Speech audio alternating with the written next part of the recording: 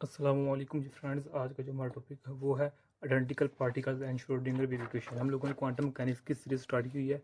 इस सीरीज में हमारा आज का टॉपिक है वो है वीडियो नंबर 5 है identical particles in and Schrodinger wave equation. तो इस सीरीज में हम इन टॉपिक पर बात करने की कोशिश करेंगे। तो ये नेक्स्ट टॉपिक्स हम हमारे, तो ये इससे भी अभी लिखे नहीं है, तो इससे भी नेक्स्ट टॉपिक्स हैं जो अभी हमने लिखने हैं, तो उन पर भी बात करने की कोशिश करेंगे। लेकिन आहिस्ता आहिस्ता आज की जो हमारे पास वीडियो है वो हमारे पास वीडियो नंबर 5 है। सबसे पहले हम देखते हैं कि आइडेंटिकल पार्टिकल्स क्या होते हैं। अगर हम क्वांटम मैकेनिक्स की बात करें, क्योंकि हम हमारी सीरीज है क्वांटम मैकेनिक्स की है, तो क्वांटम मैकेनिक्स में आइडेंटिकल पार्टिकल्स वो पार्टिकल्स होते हैं जिनको हम डिस्टिंग्विश नहीं कर सकते। ओके, जिसको हम डिस्टिंग्विश नहीं कर सकते ओके फ्रॉम ईच अदर। हत्ता के प्रिंसिपल में भी हम ऐसे पार्टिकल जिनको एक दूसरे से जुदा नहीं कर सकते, वो हमारे पास आइडेंटिकल पार्टिकल्स होते हैं। इन आइडेंटिकल पार्टिकल्स को हम इनडिस्टिंग्विशेबल, इन जो हमारे पास ये आइडेंटिकल पार्टिकल्स हैं इसको हम इनडिस्टिंग्विशेबल पार्टिकल्स का भी नाम देते हैं, या फिर इसको हम इनडिसर्निबल इनडिसर्निबल पार्टिकल्स का भी नाम देते हैं। ओके, यानी कि अगर हम क्लासिकल व्यू के लिहाज से देखें तो ये पार्टिकल्स इंडिविजुअली हम इनको सीन कर सकते हैं, लेकिन क्वांटम मैकेनिक्स में हम ये प्रोसेस नहीं होता। तो ये हिसाब है कि अगर हम देखें कि ऑल पार्टिकल्स, दुनिया में जितने भी ऑल पार्टिकल्स हैं वो फंडामेंटली तौर पर आइडेंटिकल ही होते हैं। वो अलग बात है उनके मैसेज डिफरेंट होते हैं, चार्जेस, स्पिन्स, फ्लेवर्स या फिर जो कलर्स होते हैं वो डिफरेंट होते हैं, और उन्हीं की बुनियाद पर हम उनको डिफरेंट क्वांटम स्टेट्स में डिवाइड कर देते हैं। ओके, तो अब हम मिसाल के तौर पर हम जो हाइड्रोजन है, तो हाइड्रोजन में दो पार्टिकल्स होते हैं, एक प्रोटॉन होता है एक न्यूट्रॉन होता है। हम जानते हैं हाइड्रोजन में एक प्रोटॉन होता है न्यूट्रॉन होता है। इसका मतलब क्या है, हाइड्रोजन कंटेन टू पार्टिकल। तो इस लिहाज से हम ये भी कह सकते हैं hydrogen atom contains two body system. Body system भी हम कैसे कह सकते हैं ना। इसी तरह अगर हम बात करें हाइड्रोजन 2 की, तो इसमें हमारे पास 4 पार्टिकल्स होंगे, या फिर हम 4 बॉडी सिस्टम का नाम देते हैं। या फिर अगर हम बात करें वाटर की, तो इसमें हमारे पास क्या होता है, इसमें 9 होते हैं पार्टिकल्स और इसमें 4 होते हैं, जिस तरह ये है। तो अब क्या हो जाएंगे, ये 13 हो गए पार्टिकल्स होंगे, यानी 13 बॉडी सिस्टम होगा H2O में। ओके, तो अब हम श्रोडिंगर वेव इक्वेशन को देखते हैं कि जब भी हम किसी पार्टिकल का, किसी सिस्टम का एनर्जी फाइंड करना चाहते हैं तो हम उधर श्रोडिंगर वेव इक्वेशन यूज़ करते हैं। यानी कि अगर हम देखें, बात करें हाइड्रोजन के लें, तो अगर हमें हाइड्रोजन की पार्टिकल की एनर्जी फाइंड करनी है तो फिर हम हैमिल्टोनियन यूज़ करेंगे, किसका, श्रोडिंगर वेव इक्वेशन का। ओके, तो जब भी हम एनर्जी फाइंड करते हैं तो हम ये फार्मूला यूज़ करते हैं, ये वाला। ओके, अब यहाँ हमारे पास एच क्या है, हैमिल्टोनियन है। हमारे पास ये क्या है, वेव फंक्शन है। एनर्जी निकालने के लिए हमें हैमिल्टोनियन चाहिए होता है और वेव फंक्शन चाहिए होता है। फॉर वन पर अगर हम बात, जिस तरह हम बात कर रहे हैं हाइड्रोजन की, तो इसमें एक न्यूक्लियस होता है और एक प्रोटॉन होता है। तो अब अगर हम हाइड्रोजन की बात करें तो इसका जो वेव फंक्शन होगा वो हमारे पास ये होगा, R1 R2। wave function of two distances r1 and r2 in two particle system, ये है हमारे पास। यानी कि ये इसको हम किस तरह देख सकते समझ सकते हैं। ये देखिए हमारे पास जो ओरिजिन है जिसको हम O से डिनोट कर रहे हैं। यहाँ हमारे पास हाइड्रोजन क्या है, हाइड्रोजन एटम है, तो हम कहते हैं ये इसका क्या है, न्यूक्लियस है, जिसको हम प्रोटॉन का नाम देते हैं। और यहाँ एक हमारे पास इलेक्ट्रॉन है। ये हाइड्रोजन यही होता है ना कि इसमें एक वन इलेक्ट्रॉन होता है और वन हमारे पास क्या होता है, प्रोटॉन होता है। प्रोटॉन को हम न्यूक्लियस का भी नाम देते हैं। तो यहाँ से लेकर यहाँ तक जो हमारे पास क्या है, R1 है। ओके, और यहाँ से लेकर यहाँ तक R2 है। ये हमारे पास क्या है, इलेक्ट्रॉन है जो कि हाइड्रोजन एटम की शेल में मूव कर रहा है। और ये हमारे पास क्या, प्रोटॉन है, ये फिर न्यूक्लियस है। ओके, अब इसका जो वेव फंक्शन है वो हमारे पास ये है। अब यह एक बात याद रखिएगा, अगरचे हमने पिछली वीडियोस में, यानी कि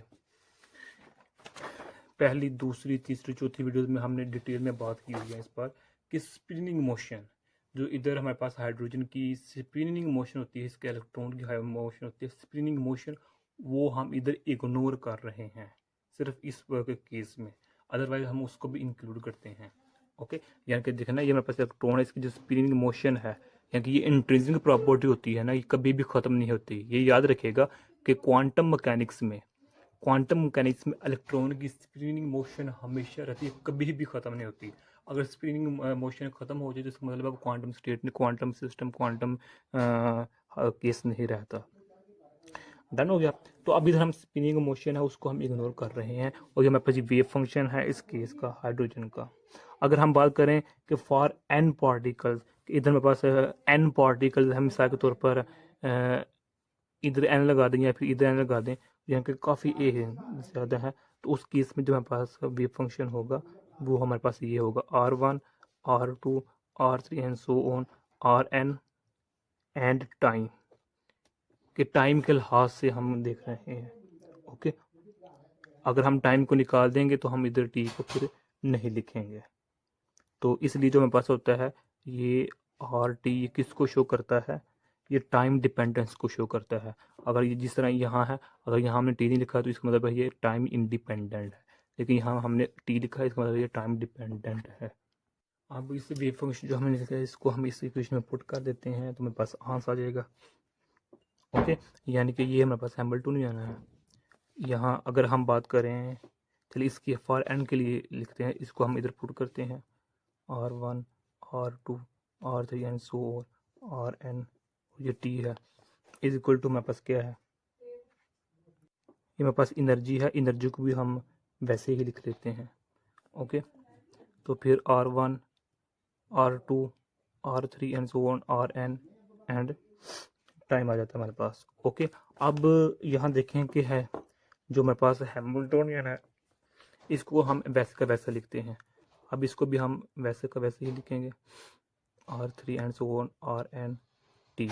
ओके, अब जो एनर्जी है इसी जगह हम ये लिखते हैं। ओके, ये इस तरह, ये वाली टर्म ये क्यों लिखी है, आप लोगों को इसका आंसर आना चाहिए, अदरवाइज नहीं आता तो फिर क्या कर सकते हैं कि हम जब भी टाइम यानी कि एनर्जी निकालते हैं तो हम उधर कौन सी इक्वेशन यूज करते हैं, time dependent Schrodinger wave equation use करते हैं। ओके, ये वाली इक्वेशन यूज करते हैं, या फिर इस इक्वेशन को हम इस फॉर्म में लिखते हैं, यानी कि हमारे पास एक्चुअली ये इस तरह होता है, ये होता है हमारे पास। ओके, सॉरी, एच का एच ओवर एच टी, और मेरे पास ये होता है, और ये मेरे पास इस तरह होता है। ओके, ये मेरे पास होती है टाइम डिपेंडेंट, तो इसी को हमने इस फॉर्म लिख दिया है। अब अगर इसका हमें प्रोबेबिलिटी की बात करें तो हम जानते हैं कि प्रोबेबिलिटी का अगर हम स्क्वायर लेने लें तो हमारे पास प्रोबेबिलिटी निकल आती है। यानी कि ये देखें हमारे पास वेव फंक्शन है, अगर इस वेव फंक्शन का इसी के साथ हम प्रोडक्ट ले लें तो ये हमारे पास प्रोबेबिलिटी बन जाएगी। ओके, तो अब हम चूँकि फॉर एन पार्टिकल्स की बात कर रहे हैं, फॉर एन के लिए क्या होगा कि जब हम इसका R1, R2 and Rn T है, इसका जब हम स्क्वायर ले लेंगे तो हमारे पास क्या बन जाएगी, प्रोबेबिलिटी बन जाएगी। लेकिन यहाँ चूँकि हम फॉर एन पार्टिकल की बात कर रहे हैं, 3 डिमेंशन की बात कर रहे हैं, तो सर हमारे पास फिर ये भी आएगा। ओके, DRn क्यूब, डन हो गया। अब ये आएगा, यानी कि अगर हम बात करें फॉर वन पार्टिकल को, अगर हम इसको फाइंड करना चाह रहे हैं, इसका वॉल्यूम क्या है, DR3 है हमारे पास। अगर हम R2 की पार्टिकल, सेकंड पार्टिकल की बात कर रहे हैं, उसका वॉल्यूम हमारे पास ये है। ओके, तो इसी तरह हमारे पास काम चलता जा रहा है हमारे पास ये वाला। लिहाजा अब इस इक्वेशन को हम इस इक्वेशन में लिख सकते हैं, R1, R2 and so on, Rn T है, इसका स्क्वायर। अब चूंकि ये भी है उसके लिहाज से ये होगा, ये है इसके लिहाज से ये होगा, ये है तो इसके लिहाज से यहाँ सो आगे ये काम चलता जाएगा। ओके, तो हमारे पास क्या होगा, DR13, DR22, DR3 तो सो ऑन, DRn हमारे पास ये होगा। ओके, और ये इक्वेशन इज इक्वल टू होगी 1 के, यानी कि नॉर्मलाइजेशन होगी। इधर क्या होगी? नॉर्मलाइजेशन होगी। सॉरी, इधर मेरे पास गलती हुई है। हाँ, ये देखें, इधर क्यूब भी आना था, इधर भी क्यूब आना है।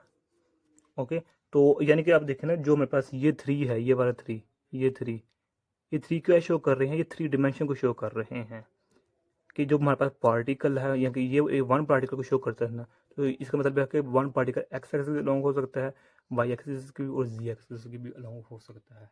इसलिए मेरे पास डी आर, ये वन को पार्टिकल शो कर रहा है और ये डिमेंशन को शो कर रहा है, 3 डिमेंशन को। एक्स एक्सिस के अलॉन्ग या वाई एक्सिस अलॉन्ग या जी एक्सिस के अलॉन्ग भी पार्टिकल हो सकता है, यानी कि वॉल्यूम। तो हम जानते हैं वॉल्यूम 3 डिमेंशन में ही होता है। डन हो गया। तो अब हम इसके हैमिल्टनियन पर बात करते हैं। यानी कि हमारे पास ये देखें ना, हमारे पास ये इक्वेशन है ना, ये वाली। ओके, ये इस पर हमने बात कर ली है, ये वाली, ये इस पर बात कर ली। अब हम बात करते हैं, इस पर भी बात कर ली है हमने। अब आप बात करते हैं हैमिल्टनियन का। हम जानते हैं कि जो मैं हैमिल्टनियन किसका प्लस होता है? Kinetic energy plus potential energy, इसके इक्वल होता है हमारे पास क्या क्या हैमिल्टनियन। लिहाजा अब हम इधर हैमिल्टनियन यूज करेंगे। तो हैमिल्टनियन का फार्मूला क्या होगा? यही होगा, kinetic energy plus potential energy. अब इधर जो हमारे पास काइनेटिक एनर्जी होती है वो हमारे पास P/2M होती है, प्लस पोटेंशियल एनर्जी को हम V से डिनोट करते हैं। अब चूंकि हम केस ले रहे हैं फॉर एन पार्टिकल्स के लिए, कि पार्टिकल्स वहाँ बहुत ज़्यादा है, तो उस केस में जो हमारे पास काइनेटिक एनर्जी होगी वो हमारे पास होगी P/2M plus P/2 plus so on Pn/2m। Okay, ये हमारे पास होगा, ये वन पार्टिकल के लिए, सेकंड पार्टिकल ये एंड पार्टिकल के लिए। इसी तरह से हमारे पास पोटेंशियल एनर्जी होगी, वो भी इसी तरह ही होगी, R1 plus R2 plus R3 plus and so on Vn के लिए। हमारे पास ये है kinetic energy plus potential energy for and particles के लिए है। ये kinetic energy for and particles के लिए पोटेंशियल एनर्जी है, और ये हमारे पास क्या है? पोटेंशियल एनर्जी, काइनेटिक एनर्जी है, पोटेंशियल एनर्जी है। इन दोनों को ऐड करेंगे तो हमारे पास क्या बन जाएगा? हैमिल्टनियन बन जाएगा, टोटल हैमिल्टनियन बन जाएगा। ओके, अब इस इक्वेशन को हम, इतनी लंबी इक्वेशन लिखने के बजाय इसको हम शॉर्ट फॉर्म लिखते हैं, जो कि हमारे पास ये होती है। Okay, J is equal to 1, तो PJ² ओवर 2mj। ओके, अब जो हमारे पास है ये शॉर्ट हैंड मेथडोलॉजी है फॉर काइनेटिक एनर्जी के लिए, ये वाली शॉर्ट हैंड मेथडोलॉजी है फॉर काइनेटिक एनर्जी के लिए। ओके, तो इसी तरह ये काइनेटिक, अब पोटेंशियल एनर्जी है तो पोटेंशियल एनर्जी को भी हम शॉर्ट फॉर्म में लिख सकते हैं, R1 R2 and so on Rn, वो ये T है, ये मेरे पास ये है।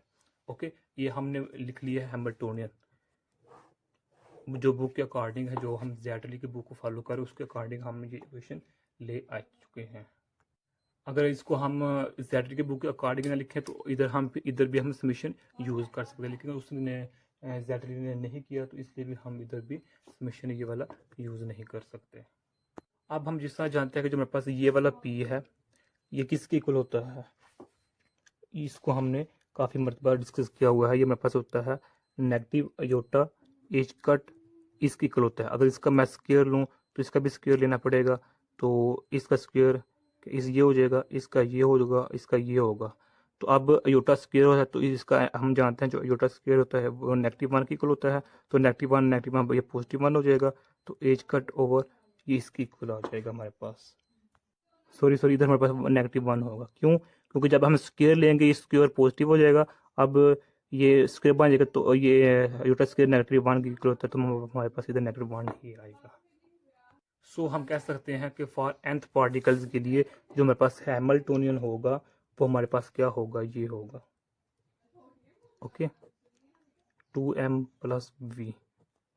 ये फॉर nth पार्टिकल्स के लिए लिखे हैं, तो फिर इधर हम समीशन ये वाला यूज़ करेंगे, n j is equal to 1, और इधर हमारे पास R1 R2 and so on Rn, और ये हमारे पास T होगा। ये हमारे पास हैमिल्टनियन आ गया। अब ये तो हमारे पास बिल्कुल सिंपल सा केस था। ओके, तो लेकिन अब इधर हमारे पास एक और हमारे पास काइनेटिक एनर्जी आती है, वो हमने इधर लिखी नहीं है। यानी कि ये हमने सिंपल हैमिल्टनियन लिखा था ना, अब इसका हम जो सही मायनों में इसका जो हैमिल्टनियन बनता है वो लिखते हैं। अब चूंकि हमने पहली एग्जांपल ली थी हाइड्रोजन की, ओके, सिंपल केस के लिए हम हाइड्रोजन के लिए, तो हाइड्रोजन में क्या होता है? जी एक इलेक्ट्रॉन होता है, एक प्रोटॉन होता है, ऐसे ही है। यानी कि ये देखें मैम, ये हमारे पास प्रोटॉन है और इसके गिर्द क्या है, एक इलेक्ट्रॉन रिवॉल्व कर रहा है। यहाँ से लेकर यहाँ तक कहते हैं हमारे पास डिस्टेंस आर पी है, और यहाँ से लेकर यहाँ तक जो डिस्टेंस है वो आर ई है। ओके, अब इन दोनों के दरमियान जो हमारे पास डिस्टेंस है इसको हम कहते हैं R E negative R P, ये हमारे पास डिस्टेंस है। डन हो गया। अब हम हैमिल्टन लिखते हैं। ओके, यानी कि जो हमने लास्ट लिखा था ये तो हमारे पास सिंपल था ना, ये वाला या ये वाला, ये सिंपल था। अब जो एक्चुअली इसका हैमिल्टन बनता है वो हमारे पास, मैं इधर लिखने लगा हूँ, हमारे पास H cut del square over 2m E. Okay, इधर छोटा सा ई भी डाल लें, तो negative H cut square P, इधर ई है इधर पी है, ये याद रखिएगा, ओवर 2m पी, ये पी है और इधर ये ई है, plus 1/4 pi E not, positive E negative E. Okay, ध्यान से देखते जाएंगे क्या है, R E negative R P, ये हमारे पास। अब जो ये वाली टर्म है ये काइनेटिक एनर्जी है और ये भी काइनेटिक एनर्जी है, लेकिन जो ये काइनेटिक एनर्जी है ये फॉर इलेक्ट्रॉन के लिए है, जो ये इलेक्ट्रॉन है, लेकिन जो ये काइनेटिक एनर्जी है ये फॉर प्रोटॉन के लिए है। अब जो ये हमने लिखा है ये हमने कॉलम्स लॉ को मद्देनजर रखते हुए ये इक्वेशन लिखी है। ओके, ये हमारे पास एक्चुअली क्या है, पोटेंशियल एनर्जी है। ओके, जिसको हम पी डॉट ई से डिनोट करते हैं या फिर हम वी से करते हैं। ये क्या है, प्रोटॉन है, ये मेरे पास क्या है, इलेक्ट्रॉन है। यानी कि हम कूलम्ब लॉ यही होता है ना मेरे पास, Q square over R. Okay, तो अब इसको हम क्यू क्यू लिख सकते हैं। अब इसको पॉजिटिव क्यू, इसको नेगेटिव क्यू, यानी कि ये पॉजिटिव चार्ज है या नेगेटिव चार्ज है इलेक्ट्रॉन का या प्रोटॉन का, तो इसको हम मद्देनजर रखते हुए हमने ये लिखा है। ओके, ये एक्चुअली हमारे पास हैमिल्टोनियन है फॉर टू पार्टिकल के लिए, हाइड्रोजन के। तो अब यहाँ एक और बात है, वो भी हमने छोड़ दी है, लेकिन वो हम इधर तज़किरा नहीं करेंगे क्योंकि वो नेक्स्ट वीडियो में करेंगे। वो है स्पिनिंग मोशन, कि जो इलेक्ट्रॉन की बजाते खुद अपनी इसकी जो स्पिनिंग मोशन है, जो इसकी इंट्रिंसिक प्रॉपर्टी है जो कि हमेशा इसके साथ होती है इलेक्ट्रॉन की, वो है स्पिनिंग मोशन। वो इधर हम नहीं ले रहे, उसको हम इग्नोर कर रहे हैं इधर। यही आज का हमारे टॉपिक था, लेकिन इसमें एक